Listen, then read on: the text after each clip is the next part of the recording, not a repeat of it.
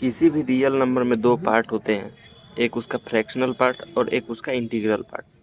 तो यहाँ पे ये 1 इसका इंटीग्रल पार्ट है और यहाँ पे 0, 2, 3 इसका फ्रैक्शनल पार्ट है। तो जो फ्रैक्शनल पार्ट होता है उसी को हम लोग फ्रैक्शनल पार्ट फंक्शन बोलते हैं। जैसे यहाँ पे इसका फ्रैक्शनल पार्ट 0.24 है, इसका फ्रैक्शनल पार्ट 0.16 है, इसका फ्रैक्शनल पार्ट 0.56 है, इसका फ्रैक्शनल पार्ट 0.4 है और इसका फ्रैक्शनल पार्ट 0.2 है। तो यानी कि ये सभी फ्रैक्शनल पार्ट फंक्शन कहलाएगा। तो इसी प्रकार से हम लोग इसका एक निकालने का तरीका जान लेते हैं कि किसी भी फ्रैक्शनल पार्ट को निकालेंगे कैसे। तो जैसे अगर f(x) एक फ्रैक्शनल पार्ट फंक्शन है तो वहाँ पे f(x) को हम लोग x minus greatest integer function x के रूप में यूज करेंगे और इसका जो वैल्यू होगा वह एक फ्रैक्शनल पार्ट फंक्शन होगा। जैसे यहाँ पे अगर हम लोग को फ्रैक्शनल पार्ट x अगर निकालना है तो उसको हम लोग ऐसे लिख सकते हैं, x minus greatest integer x। जैसे अगर 1.23 है तो इसका 1.23,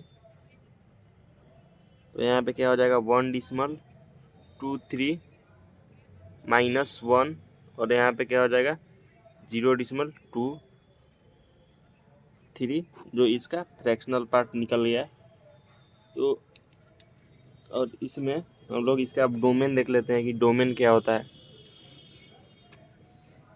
तो इसका डोमेन आपको हो जाएगा पूरा रियल नंबर हो जाएगा r, और इसका जो रेंज होगा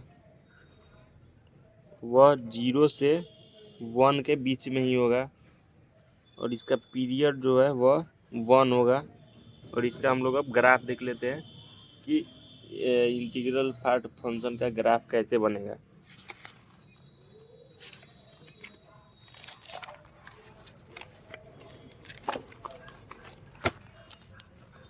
तो इसका ग्राफ जो होगा वह इस टाइप का होगा, क्योंकि अगर हम लोग यहाँ पे अगर समझेंगे तो देखेंगे कि अगर मान लिए 1 अगर हम 5 रखेंगे यहाँ पे तो क्या होगा कि 1.5 रखेंगे तो इसका वैल्यू केवल इंटीग्रल पार्ट 0.5 आएगा यहाँ तक।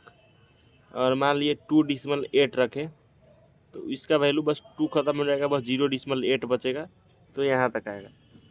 जैसे इस ग्राफ में हम लोग समझते हैं, यहाँ पे अगर यहाँ पे 1 है तो इसका वैल्यू तो 1 ही होगा।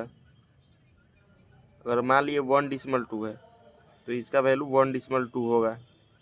अगर मान लिए इसका वैल्यू 1.3 है तो इसका जो वैल्यू 1.3 है तो इसका आउटपुट केवल 0.3 आएगा। और अगर मान लिए इसका वैल्यू 1.4 है तो इसका वैल्यू 0.4 आएगा। 1.5 है तो इसका वैल्यू 0.5 आएगा।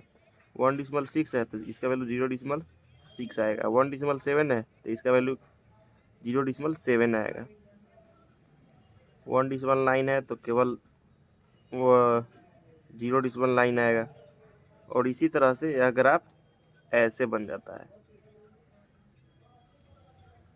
तो यही ग्राफ यहाँ पे यूज किया गया है, क्यों जिस वजह से यह ग्राफ बिल्कुल ऐसे दिख रहा है।